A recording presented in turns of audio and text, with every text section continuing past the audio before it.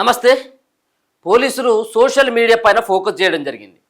Social మీడియాలో ఇటీవల చూసుకోవచ్చు, ఒక పక్కన బండి భగీరథ సంబంధించినటువంటి విషయంలో కానీ, బండి భగీరథ పైన పెట్టినటువంటి అమ్మాయి ఏదైతే కేసు పెట్టినటువంటి అంశం కావచ్చు, సో వీటన్నిటికి సంబంధించినటువంటి విషయంలో ప్రతిరోజు సోషల్ మీడియాలో విపరీతమైనటువంటి వార్తలు, ముఖ్యంగా మెయిన్ మీడియాలో కంటే సోషల్ మీడియాలోనే చాలా సర్క్యులేట్ అవుతూ ఉన్నాయి వార్తలు.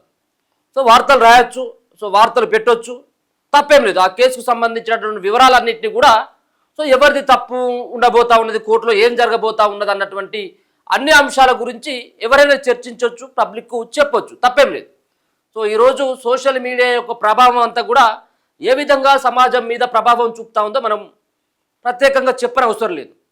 కానీ ఇక్కడ వచ్చినటువంటి సమస్య ఏంటి అంటే, ముఖ్యంగా బండి భగీరథ్ పైన ఎవరైతే కేసు పెట్టిలో ఆ అమ్మాయి 17 సంవత్సరాలు లోపు ఉన్నటువంటి ఒక అమ్మాయి అని చెప్పేసి ఆల్రెడీ పోలీసులు నిర్ధారించుకున్నట్టుగా మనకు స్పష్టంగా అర్థమవుతా ఉన్నది.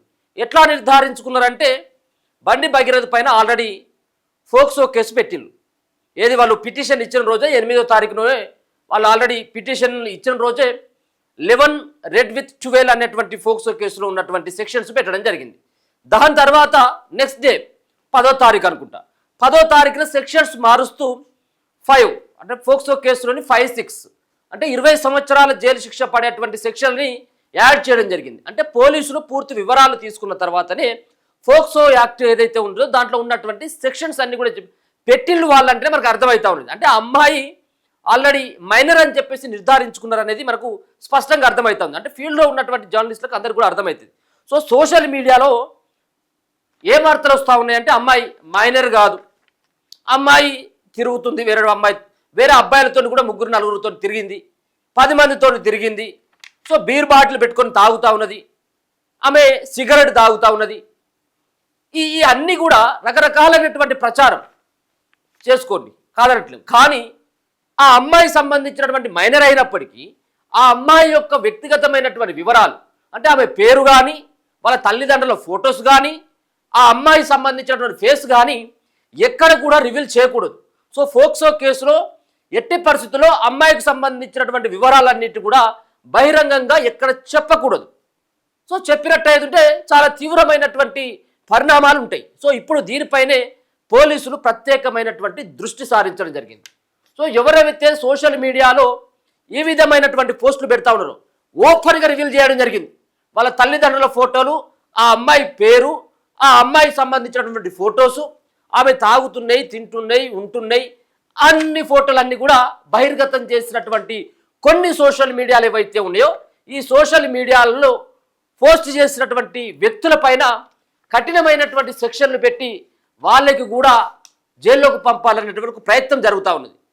జరగాల్సిందే, 100% జరగాల్సిందే. ఎందుకంటే అమ్మాయికి సంబంధించినటువంటి క్యారెక్టర్ని కించపరచడంతో పాటు ఆ అమ్మాయి ఫోటోలు ఏ విధంగా బయట పెడతారు?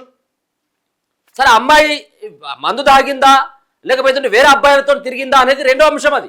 కానీ అమ్మాయి మైనరా కాదన్నటువంటి విషయాన్ని ఆలోచించాల్సినటువంటి అవసరం ఉంటుంది కదా. ఇదేమీ లేవు, మనం సోషల్ మీడియాలో పోస్ట్ చేసినామా, దానికి 4 లైకులు వచ్చినాయన్నటువంటి దానిపైన మాత్రమే ఆలోచిస్తూ ఉన్నారు తప్పించి, ఒక మైనర్ అమ్మాయి ఏ విధంగా వాళ్ళ తల్లిదండ్రులు కుమిలిపోతారు, ఆ అమ్మాయి ఏ విధంగా మనస్తాపం చెందుతుంది అన్నటువంటి కొంచెమైనా కానీ ఇంకిత జ్ఞానం ఉండాలి కదా. వీళ్ళందరిపైన ఎవరైతే ఫోటోలని ఆ అమ్మాయి పేరును ఎవరైతే రివీల్ చేసినో వాళ్ళందరిపైన ఖచ్చితంగా పోలీసులు నజరు పెట్టాల్సిందే. మరి కేవలం పత్రిక ప్రకటనకి వరకే కాదు, వాళ్ళని తీసుకురావాల్సిందే, వాళ్ళని బొక్కలు వేయాల్సిందే. అరే వేరే సంబంధించిన విషయాలను సరే పెట్టండి, అది వేరు. కానీ ఆ అమ్మాయిని కించపరిచేటువంటి కొంతమంది ఇక ఆడవాళ్ళు అయితే వాళ్ళు మరీ దారుణంగా తయారైపోయారు. కొన్ని ఆంధ్ర మీడియాలో ఉన్నటువంటి ఆడవాళ్ళు అయితే సరే జర్నలిజంలో చాలా అనుభవం ఉన్నదని చెప్పేసి చెప్తున్నటువంటి వాళ్ళు కూడా అధ్వానంగా తయారైపోయారు. అమ్మాయి ఫోటో పెట్టి ఇంత నీచంగా మీరు కూడా ఒక ఆడపిల్లలు అన్నటువంటి ఒక అంశాన్ని సైతం కూడా మర్చిపోయి ఆమెను ఆ విధంగా ఒకవేళ మిమ్మల్ని ఆ విధంగా ట్రోల్ చేస్తే, ఒకవేళ కనుక ఏదో ఒక రోజు మన ఇంట్లోనే అయితే ఈ విధంగానే ఉంటుందా? అది ఎంత దారుణంగానైతే పోలీసులు దయచేసి దీని పట్ల ఇక కఠినంగా శిక్ష వేయాల్సిందే. ఈ ఒక బాయిలోనే బల్లిపాలికి అన్నటువంటి ఒక సాంగ్ ఉండే, మంగ్లీ పాడినటువంటి సాంగ్లో కింద వీడు ఎవరు మేడిపల్లి స్టార్ అని కింద ఒక కామెంట్ పెడితే తీసుకొని వచ్చి బొక్కలు ఇరిగేటట్టుగా పంజాగుట్ట పోలీస్ స్టేషన్ వేసి తనీళ్ళు తల్లిని కదా. ఎందుకు సోషల్ మీడియాలో ఏ విధంగా కింద కామెంట్ పెడితేనే ఆ విధమైనటువంటి శిక్ష వేసినటువంటి పోలీసులు ఖచ్చితంగా వీళ్ళకు కూడా ఇప్పుడు ఎవరైతే సోషల్ మీడియాలో ఈ విధంగా ఆమె పేరును బయట పెట్టి బహిర్గతం చేసిందో వాళ్ళందరిపైన కూడా ఖచ్చితంగా శిక్షలు వేయాల్సిందే. అరే ఇది ఏంటిది మరీ దారుణంగా, మరీ దారుణం. అమ్మాయికి సంబంధించినటువంటి ఫోటోలను తీసుకొని వచ్చి మరి వేటికి ఆశపడ్డారు, దేనికోసం ఆశపడ్డారని మనం బహిర్గతంగా చెప్పలేం. కానీ మహిళలు సూత అమ్మాయిలు సైతం కూడా ఈ విధంగా అమ్మాయిని ఈ విధంగా ఫోటోలు రివీల్ చేస్తే రేపు సమాజం ముంగట ఆ అమ్మాయికి ఏ విధంగా ఆ మొహం చూపెట్టుకోవాలి, ఆమెకు ఏ విధంగా పెళ్లి కావాలా, ఆమె ఏ విధంగా ఈ సమాజంలో ఆమె బయటికి రావాలి, ఏ విధంగా తిరగాలి ఆమె. ఈ సంస్కారం అయితే కాదు కదా, ఇటువంటి సంస్కారం మంచిది కాదు ఇది. సో పోలీసులు వీటిపైనే ప్రధానమైనటువంటి దృష్టి సారించారు. సరే మంచిది, పోలీసులు సైతం కూడా ఎవరైతే సోషల్ మీడియాలో ఈ విధమైనటువంటి పోస్టులు పెట్టినో వాళ్ళ మీద నజర్ పెట్టాల్సిందే. అదే కోణంలో బండి భగీరథ పైన కూడా మీరు పెట్టాల్సినటువంటి అవసరం ఉన్నది. ఆయన ఎక్కడున్నాడో తెలియట్లేదు, ఎటు పోయిండో తెలియట్లేదు. సో ఆయన ఆచూకీ లభ్యం కావట్లేదు, దొరికితే పట్టుకుంటాం, దొరకకపోతే వదిలేస్తామన్నటువంటి తీరుగా కనబడతా ఉన్నది. ఇప్పుడు 8వ తారీఖున కేసు అయితే 8వ తారీఖు వాళ్ళు కేసు పెడితే ఇప్పటికి 15వ తారీఖు వారం రోజులు అయిపోయింది. వారం రోజుల కానించి ఇంకా అరెస్టులు లేవు, ఆయన దగ్గర నుంచి వాంగ్మూలం లేదు, ఆయన దగ్గర నుంచి సమాచారం లేదు, ఆయన ఏడున్నాడో కూడా కనీసం ఇప్పటి వరకు పోలీసు వ్యవస్థకు తెలియదా, తెలియకుండా ఉంటుందా? ఎక్కడో మూలకున్నటువంటి వాడిని కూడా పట్టుకుంటారు. 1-2 డేస్లో మన పోలీసులు మొత్తం దేశానికి ఆదర్శం అని చెప్తూ ఉంటారు కదా. మరి దేశానికి ఆదర్శం ఉన్నటువంటి పోలీసులు బండి భగీరథ ఎక్కడున్నాడో తెలియదా? మరి ఎవరు బండి భగీరథ వెనుక ఉన్నారు? సరే వాళ్ళ నాయన అంటే కేంద్ర మంత్రి అయిపోయింది, అది కూడా బీజేపీ పార్టీ సంబంధించినటువంటి ఎంపీ, ఆయన మంత్రి. మరి రాష్ట్రంలో కాంగ్రెస్ పార్టీ పరిపాలన చేస్తూ ఉన్నది కదా, ముఖ్యమంత్రిగా ఇక్కడ రేవంత్ రెడ్డి ఉన్నాడు కదా. సో పోలీసు వ్యవస్థ అంతా కూడా ఇక్కడ ఉన్నటువంటి గవర్నమెంట్ చేతిలో కంట్రోల్లో ఉంటుంది కదా. సో మరి ఎవరు కాపాడుతూ ఉన్నారు ఆయనను? ఎందుకు పోలీసుల ముంగడికి విచారణకు రావట్లేదు? విచారణకు రామని చెప్పేసి అంటే నేను ఇవాళ రాను రేపు వస్తా అంటే పోలీసులకు సైతం కూడా సవాల్ విసురుతూ ఉన్నాడు. పోలీసులు ఇచ్చినటువంటి నోటీసులను సైతం కూడా లెక్క చేయట్లేదు. వాళ్ళకి విచారణకు రమ్మని చెప్పేసి అంటే 15వ తారీఖు వస్తా, నేను 20వ తారీఖు వస్తా, నాకు తీరినప్పుడు వస్తా, నాకు ఇలా పని ఉన్నదని చెప్పేసి చెప్పడం. అంటే నువ్వు పెట్టినటువంటి మీ కేసులు ఏవైతే ఉన్నాయో, ఫాక్సో కేసు ఏదైతే ఉందో ఇది తీవ్రమైనటువంటి నేరం చేసినటువంటి వాళ్ళపైన పెట్టేటువంటి కేసులు ఇవన్నీ. అంటే వీటన్నిటి కూడా లైట్ తీసుకుంటా ఉన్నాడు. ఏం చేస్తారులే నన్ను, మా నాయనేం కేంద్ర మంత్రి కదా. సో ఇలా దేశంలో బీజేపీ పార్టీ అధికారంలో, బీజేపీ పార్టీలో ఒక సహాయక మంత్రిగా ఉన్నాడు కదా మా నాయన, నన్నేం చేస్తారు, మా నాయన ఏం చేస్తారు అన్నటువంటి ఒక తీరుగా కనబడతా ఉన్నది. ఇక మొన్న ఏదో లెటర్ రాసిండు, మొన్ననే సిట్ ముంగడికి హాజరు కావాలి వాంగ్మూలం ఇవ్వడానికి, నేను 15వ తారీఖు వస్తానని చెప్పేసి అన్నాడు. ఇలా 15వ తారీఖు.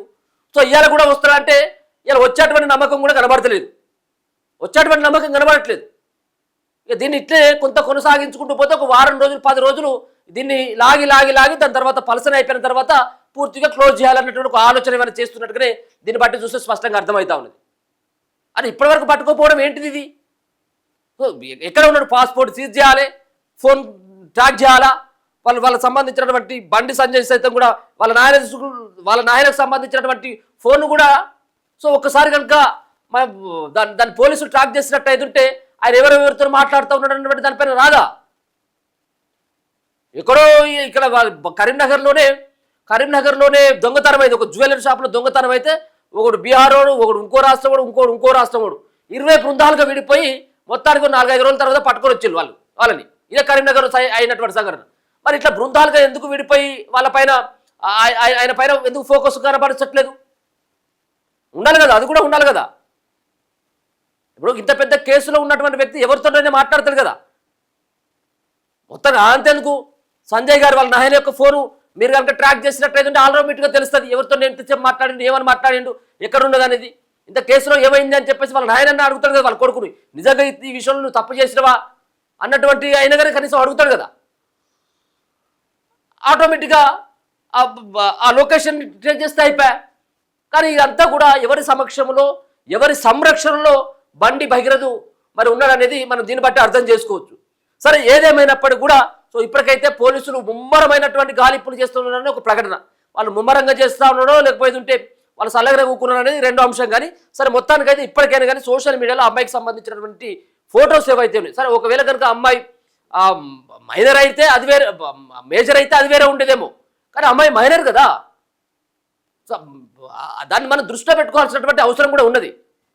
సో మొత్తానికి పోలీసులు అంతా కూడా ఇప్పుడు సోషల్ మీడియాలో ఒకవేళ పోస్టులు చేసినా యూట్యూబ్లో కానీ ఫేస్బుక్లో కానీ ట్విట్టర్లో కానీ ఇన్స్టాలో కానీ పోస్టులు చేసిన అమ్మాయి ఫేస్ని రివీల్ చేస్తూ పోస్టులు చేసినటువంటి కానీ లేకపోతే వాటిని రీట్వీట్ చేసినా కానీ వాటిని ఎవరైతే వాట్సాప్లో ఎవరైనా పంపినట్లయితే వాటిని ఫార్వర్డ్ చేసినటువంటి వ్యక్తులపైన కూడా, అంతేకాకుండా సోషల్ మీడియాలో ఎవరైతే రీల్స్ చేసి వాళ్ళు స్టేటస్గా పెట్టుకున్నటువంటి వాళ్ళపైన కూడా ఇలా పోలీసులు దృష్టి సారించినట్టుగా తెలుస్తోంది. వాళ్ళపైన కేసులు నమోదు చేసినట్టుగా సిద్ధమైనట్టుగా తెలుస్తోంది. సరే, మేము కూడా అంటా ఉన్నాం, ఫేస్ను కనుక ఖచ్చితంగా రివీల్ చేసినటువంటి వ్యక్తులపైన చర్యలు తీసుకోవాలని చెప్పేసి మేము కూడా కోరుతా ఉన్నాం. చూస్తూనే ఉండండి మన తొలి.